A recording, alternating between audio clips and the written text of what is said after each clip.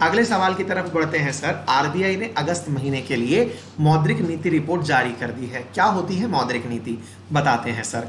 होता क्या है सर कि आपके जेब में कितना पैसा है, उसमें से कितना पैसा सरकार वापस चूस लेगी, आपसे निकाल लेगी। इसके लिए सरकार ने दो तरीके अपना रखे हैं। सरकार ने आपकी जेब खाली करने की दो रणनीतियां बनाई हुई हैं। उनमें से एक का नाम है राजकोषीय नीति, एक का नाम है मौद्रिक नीति।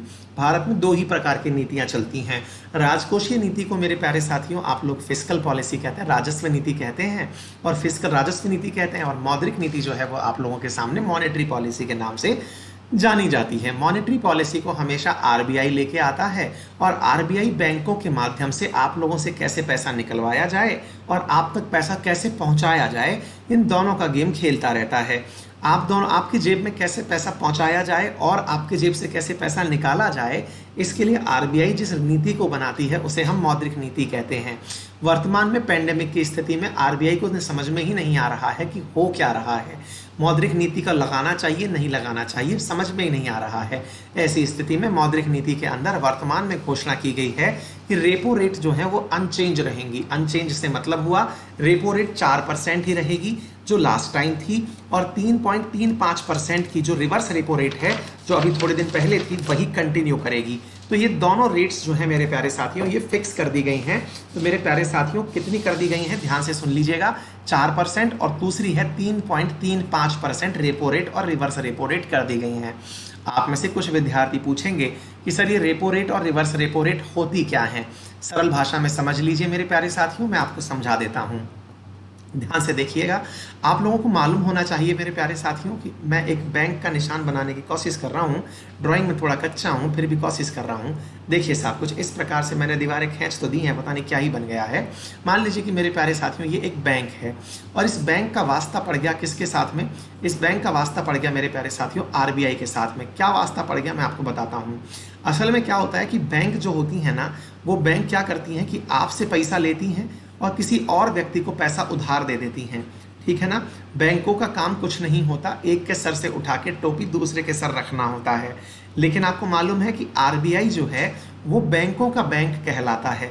ऐसी स्थिति में आरबीआई क्या करता है कि बैंकों से पैसा लेता है और एक बैंक से लेकर के किसी दूसरी बैंक को पकड़ा देता है। सरल रूप से ऐसे समझिएगा, यानी कि ये भी टोपी, एक की टोपी दूसरे के सर रखता है मेरे प्यारे साथियों।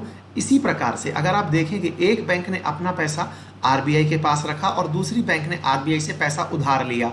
जैसे आप जब जमा कराते हैं पैसा तो आपको फिक्स डिपॉजिट यानी एफडी पर इंटरेस्ट रेट मिलती है, ब्याज मिलता है। और इसी प्रकार से जब आप लोन लेते हैं तो आपको रेट चुकानी पड़ती है, यानी कि ब्याज चुकाना पड़ता है। याद है कुछ, आप ब्याज चुकाते हैं और यहाँ पर ब्याज प्राप्त होता है आपको, है ना भैया। ऐसे ही मेरे प्यारे साथियों, बैंक अगर अपना पैसा आरबीआई में रखती हैं तो उन्हें पैसे के एवज में ब्याज मिलता है। उसी ब्याज को रिवर्स रेपो रेट कहा जाता है, और वो लगभग 3.35% रखा गया है। यानी मान लीजिएगा मेरे प्यारे साथियों 100 रुपये रखे आपके एसबीआई ने, तो अगली बार आरबीआई उनको बढ़ा करके 103 रुपये 35 पैसे करके भेज देगी।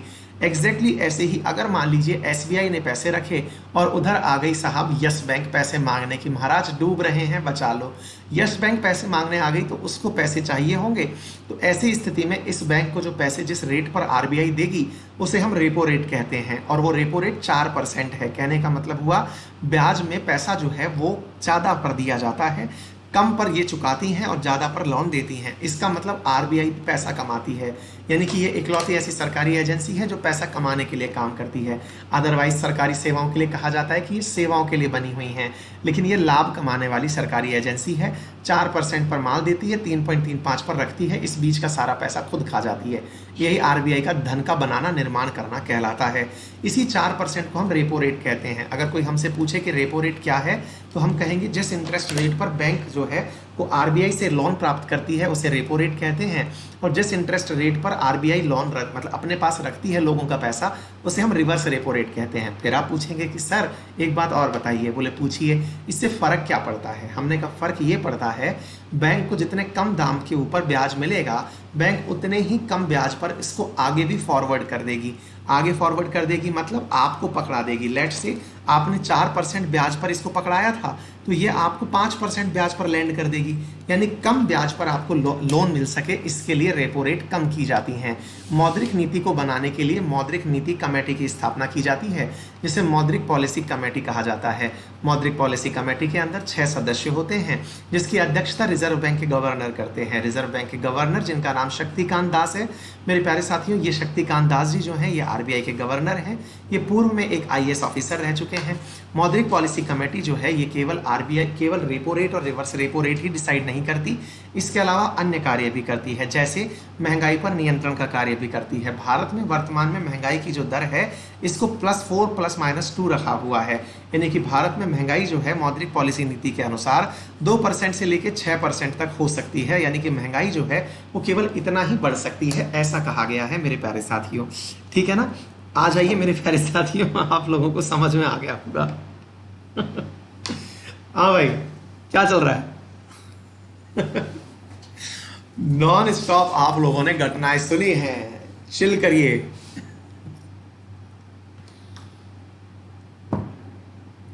हाँ भाई, कोई बात नहीं। समझ में आया? तो कहानी क्या है, 2% से 6% की कहानी समझ में आ गई आप लोगों को? ये 2% से 6% की कहानी के अंदर इतने % पर ब्याज दिया जाता है कि हमने वो महंगाई इतनी रखनी होती है, ये सारी कहानी पता होनी चाहिए। एनीवे, आगे बढ़ते हैं। और क्या काम किया गया है मॉनेटरी पॉलिसी के अंदर? एक और कार्य किया गया है, और वो एक और कार्य क्या है मैं आपको वो बता देता हूं। एक और कार्य ये है मेरे प्यारे साथियों कि जो आरबीआई अभी तक लोगों को लोन देती आ रही थी, लोगों को लोन में यानी कि जितना भी ब्याज पर पैसा दिया था, उस ब्याज के पैसे के अंदर आप लोगों ने आजकल देखा होगा कि सरकारों ने, मतलब आरबीआई ने कर रखा था कि आपको ब्याज चुकाना है, तो चुकाने के लिए कहा गया कि जो टाइम पीरियड है ब्याज चुकाने का वो बढ़ा दे रहे थे, मॉरेटोरियम दे रहे थे, है ना।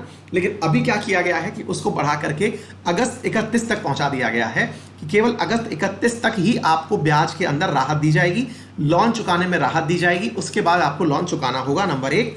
और दूसरा मेरे प्यारे साथियों, एमएसएमई सेक्टर के लिए कहा गया है कि आप लोग भी बड़े घरानों की तरह अगर आप चाहें तो अपना भी कॉर्पोरेट का जो ऋण है, कॉर्पोरेट घरानों की तरह अपना भी जो लोन है उसको एडजस्ट करवा सकते हैं, आगे आने वाले 2 सालों के लिए एक्सपेंड करा सकते हैं। साथ ही साथ नाबार्ड को 10,000 करोड़ रुपए का सहायता राशि दी गई है ताकि वो कृषि क्षेत्र के अंदर मदद कर सके।